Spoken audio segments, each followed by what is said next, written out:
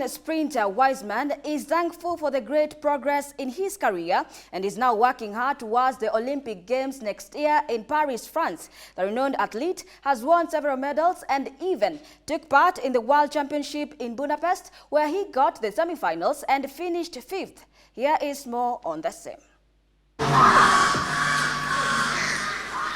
Wiseman Mukobe was born in Kitale, Trans Nzoia County. His journey in athletics officially started in 2015. He managed to join the national team in 2018.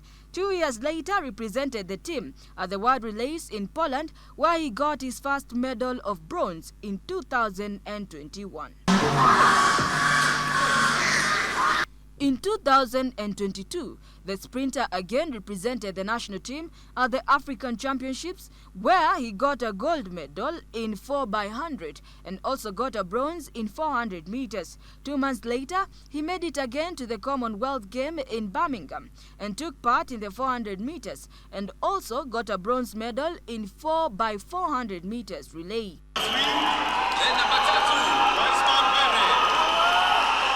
On the 23rd of June 2023, Wiseman set a new national record in the 400 meters hurdle race and qualified for the World Championship in Budapest, Hungary, after clocking 48.5 seconds to cross the finish line at the National Championships.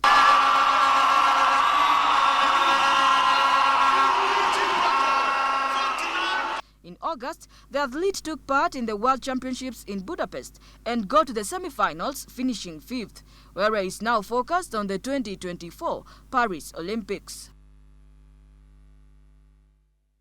And now to our conversation tonight on Matters Sports, where we'll be looking at the state of short races in the country. It is important to note that our guest tonight is a renowned athlete, a gold medalist among other titles. He is none other than Wiseman Mukobe.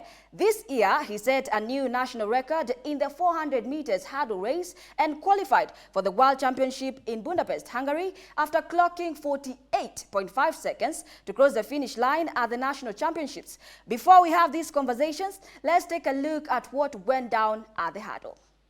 Precedented Wiseman looking at how well he can make the time. 48.5, 48.5. Wiseman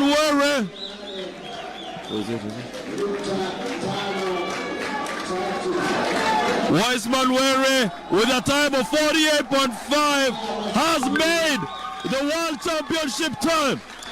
This is Wiseman just booked his ticket to Budapest, Hungary, and this was something else. This was something else.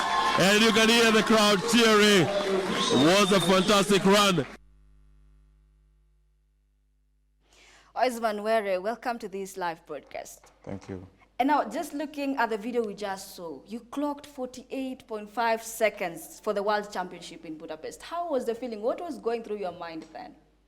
That day I was like, I really needed that time because I've been praying for it. So on my training, I was like, I really need the time.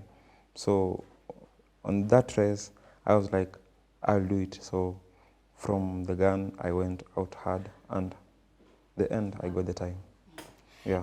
Yes. And now, before you even get there, now take us back to 2015 when the action started. Did you know then that racing was what you wanted to do? Not actually, because that time I was doing things, but no one was there to believe in me. So it was a bit challenging. But, you know, as you grow, you get to know many things and how it works. So I came to Nairobi and I got a good training, facilities, and everything got in position. So my venture in hurdles came up well and times started coming up. Yeah. And now, did you start with the 400 meters race? How was your journey to where you are now? Actually, I didn't start with 400 meters. I was doing 100. Then later I went to 110 meters hurdles. Then from there, 400 meters hurdle. So when I did the hurdles in 400 meters, and I was like, it's working with me. So I can do the time and they have the time. Yeah. And now flash forward, now you went to Budapest, Hungary and competed with the world best. How was the experience for you competing with the world best athletes? Yeah, it was a good experience because, you know, running with the best athletes, the athletes you have been watching on television running. So for me, it was a good platform because I felt like it's me, I'm on this stage, I'm gonna do it. So I felt very grateful because I ran with them and I get to know what I didn't know before. So getting to that stage, it was a bit limelight for me because I managed and I'll keep on because it worked for me well. Yeah. And I know a lot of people don't know what it takes to be able to do these races. Maybe in terms of fitness, how do you maintain yourself to be able to do these races? It's a bit tough, but you really need to because it entails a lot. First, you need to have a coach. During the training, you need to focus on your technique, speed, hurdling, strength training, because it has a lot. So for you to become a complete hurdler, you have gone through a lot. So when you are getting ready for a race, you know what you are going to do because you have already done it in training. So it's quite a journey because when you see something which is good, it has been made up. So it's a process. Yeah. And now doping, when you look at doping in the Kenyan athletics, it's a really serious issue. And now being on the ground, how serious is that issue? The issue is serious, but what I would like to tell my fellow athletes is let's just run clean. Let's not use the shortcut because people use shortcut to get fast money. They don't want to follow the correct process. People train, people make career progressions. Someone can just come from nowhere and use shortcuts and get that time. So me, what I can just say, let us focus on the training and trust the process because you have to trust what you do. So if you don't trust what you do, it will lead you to doping. So what I can just say, you trust the process. Yeah. But then again, if you look at doping, we have had cases of athletes who don't even know that they're doping with the products they're taking. Who is to blame? Is it the officials that are in charge of the athletes or the athletes themselves? Okay, it's a two-way thing because I think at the moment, there are education which are being given out to the athletes because before, no one knew what you were taking because even us in our daily lives, even you, maybe you might be taking something and you don't know it's bad.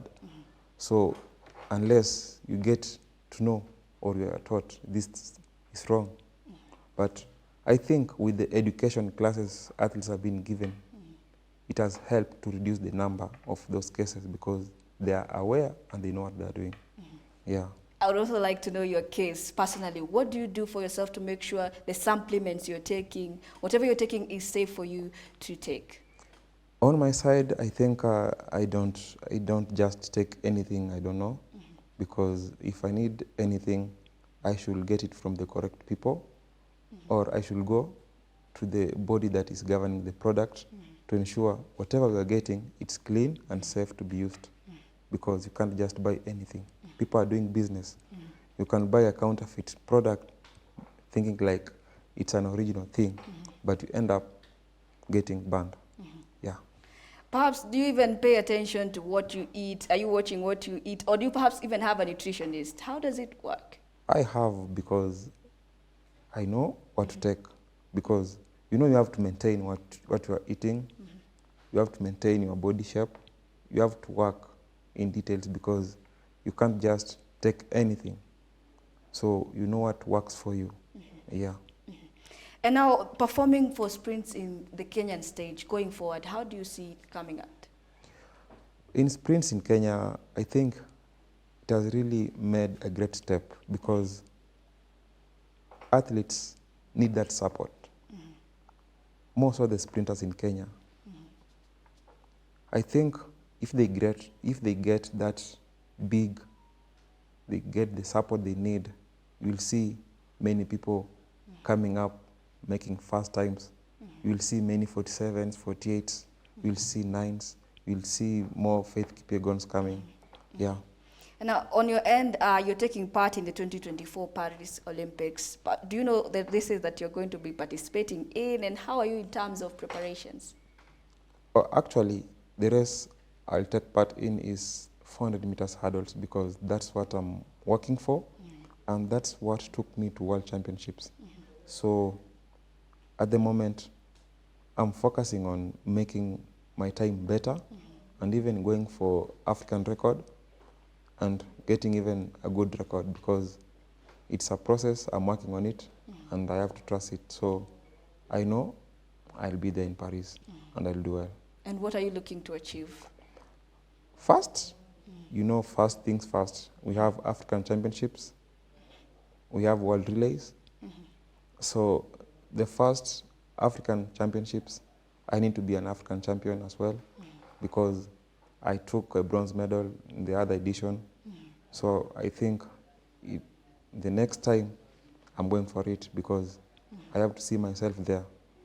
So it will be a good stage towards the Olympics because I want to go there as an African champion. Yeah. And now, moving away from that to how athletes are paid in Kenya, are you contented with that, or does it need some adjustments from where you sit? Actually, I can say it really needs because we are not all the same. What I can just say, people have a lot of things to do. We know we are different, but for the responsible people who are doing this thing, they should just style up and make things better because we really need to. Yeah, because in many cases, you can see someone, you think he's in a better way, but that's not what you think. You should know what people are going through. So in terms of whatever you're saying, payments or allowances, let just the responsible people do their work. Yeah. And perhaps, do you think, as we have seen a lot of athletes change their nationality to go work in other countries, does that have an input to to pushing the athletes to other countries? Yeah, sometimes it depends because, you know, people sometimes go where they're appreciated because, you know, Kenya has many athletes. So if someone decides to go somewhere, he or she maybe wants. So me, I can say, if you decide to go somewhere, you go where it works for you. If I stay here because it works for me. So it depends. It's a two-way traffic. Yeah. And now, the recent move we have seen from the Ministry of Education, and they have started awarding athletes according to their best performing. What impact has it had? Maybe to you personally, is it motivating, and from your colleagues? Actually, it's very motivating because I see athletes are coming up well, and they really want to make those great podiums so that they be awarded as it was said. Yeah. And now, there was one precise question that I was told I should not allow you to leave here without telling us. Who is your role model? I want to make a guess. Is it Nicholas Bett, and maybe some of the lessons that you have picked? First, is it Nicholas Yeah, Bett? it is Nicholas Bett. Now, what lessons have you picked for your career from him, and what inspired you from him? Actually, I really learned a lot from the late Nicholas Bett because he was our good idler. I've been watching the guy run, and me doing the same race he was doing. I want to see myself doing fast times than he ran because he got a medal for Kenya in line 8 where nobody expected that it will come back home. So with the way he gave us, I think we should follow that track. Me personally, I really love what he was doing, and me being here, I'm there to make that continuation, make a good hurdle in Kenya, so that when people have that conversation, one day time I want to be the part of the conversation because they want to say there was Nicholas Bett, he ran the Kenyan record, there was Wiseman, he broke the Kenyan record, the African record, so we want to be on that track. So when people are having that conversation, you have to be part and the parcel of the conversation. Yeah. And what are you eyeing for in the long run when it comes to your career? Actually, since I started it, it's going well. I think now the competition I'm are waiting for is the Olympics, because in my career, I think I've been in African championships, I've been in world relays, I've been in Commonwealth Games, I got a medal. I've been in world championships in Budapest. Now it's a step. So working towards the Olympic year, I think it's going to be great. Yeah. And then one thing I heard from you as you were speaking and giving a story back then when you were starting with athletes, perhaps how is Kenya doing in terms of identifying grassroots talent? I think what our ministry, not our ministry, I think what the federation is doing is to organize the events and set like in different places in Kenya so that they can hold up an event. For sometimes it's hard for an athlete like from Meru who can't even make to travel maybe to Nairobi or Kitale, Kisumu. They can go to their places, they make competitions there, then they make their selections. So they will come up with their strong teams. So by the end, when they're doing the nationals trials, they will have athletes from each and every part of Kenya. So I think identifying talents in the grassroots has really helped. Yeah. And now you joined the national team in 2018. Yeah. And then it took you 2 years to Yeah. now be used as a representative of the team. Yes. What was happening in these 2 years? You know, COVID came in and there were no games. You know, there was a limitation of movements. Sometimes you could be entered in a competition, but maybe there are no fans. So it was hard. Things totally got hard. So it was really frustrating, but at the end of the day, you train like 9 months, not going to any competition. But you have to, because you have to keep fit, you have to keep going because you don't know what happens next. So I think when COVID came in, things got hard, but now things are better. We are moving on. Yeah. And now 2021, you go to Poland.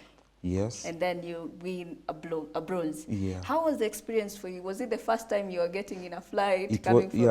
Actually, no, it wasn't my first time getting into a flight, but it was my first time doing a shuttle hurdles relay as a Kenya team. And being my first time doing the world relays, I got a medal. So I was like, it's my first time and I got something.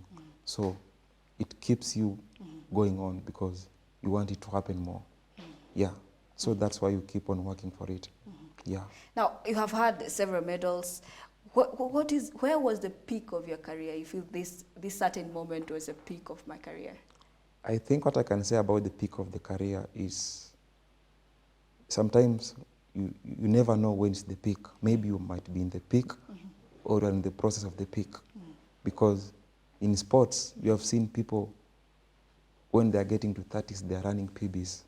When they were in 20s, they never run fast. When they get into 30s, they run fast.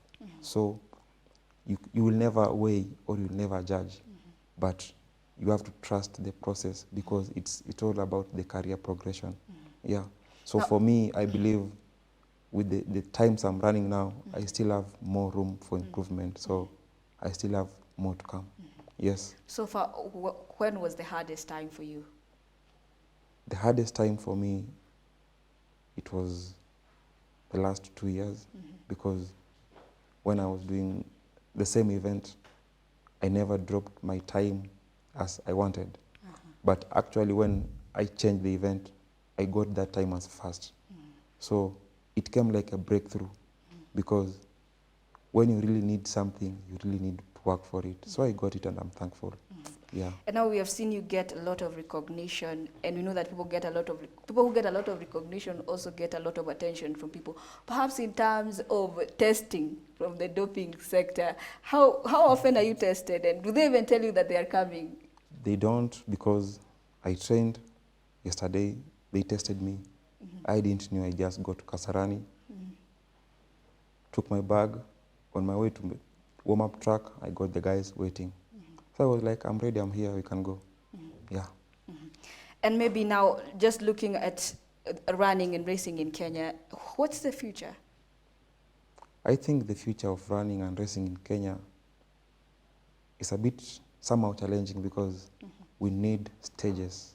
We need to go out. We need that exposure. We need to go for competitions. we should not just rest here in Nairobi. We need to go outside to see what the Americans are doing, what the Europeans are doing. Because when we go for the World Championship, those are the people we are going to compete with. When we go to Olympic Games, those are the people we are going to compete with. Rather than just running in Nairobi, Mombasa, Kisumu. We are not going to compete World Championships in Kisumu, Mombasa, or Kitale. We need to go outside. We need to go and train beyond to know what they are doing, to know what we don't know, so that it will change the entire sprints here in Kenya. Yeah.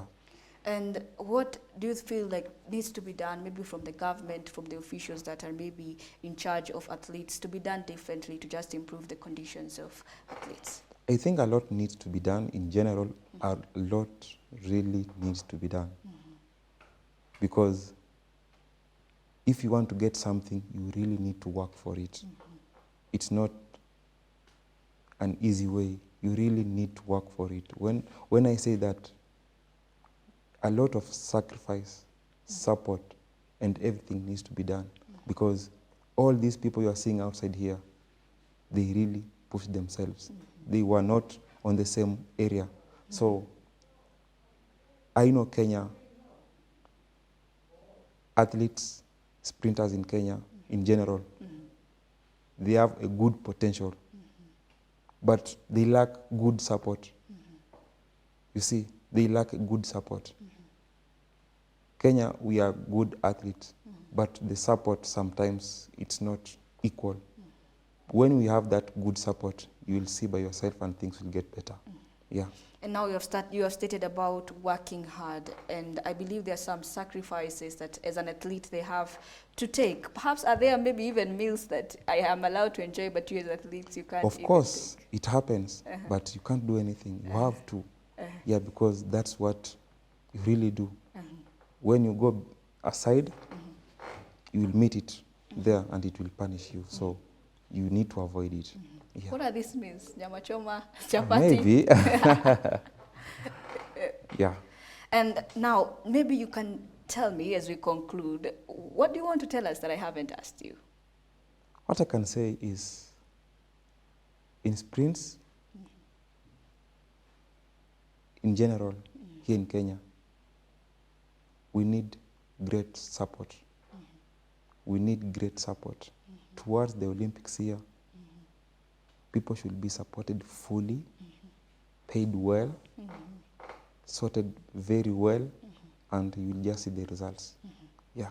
And maybe now, maybe you can tell someone out there, maybe a young athlete who is trying to maybe rise to a level and you're inspiring them. What do they need to do? I can tell them things are real. They need to trust the process. Whatever they're doing, they should get a good guideline. They will get it. Because I myself, I normally say, I'm possible. Yeah. Because when no one trusts in you, you have to trust in yourself. You have to believe in yourself. So, I'm possible, and it's possible. Impossible is nothing. Yeah.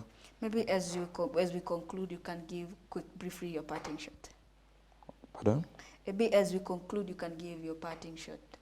Yeah, what I can say is, what I can tell the Kenyans who are watching is, thanks for giving us support while we are doing our races out there. I think heading to next year will give us more support and we'll show up in a good way. Yeah. Thank you so much for joining this live broadcast, and I'm even looking forward to more conversations after the Paris Olympics. And thank you for joining this live broadcast. And that conversation brings us to the end of our news segment tonight. Remember, here at GBS News at 9, we make your news our business. My name is Beatrice Njeri. Our sign language interpreter is Paul Mathenge. Good night.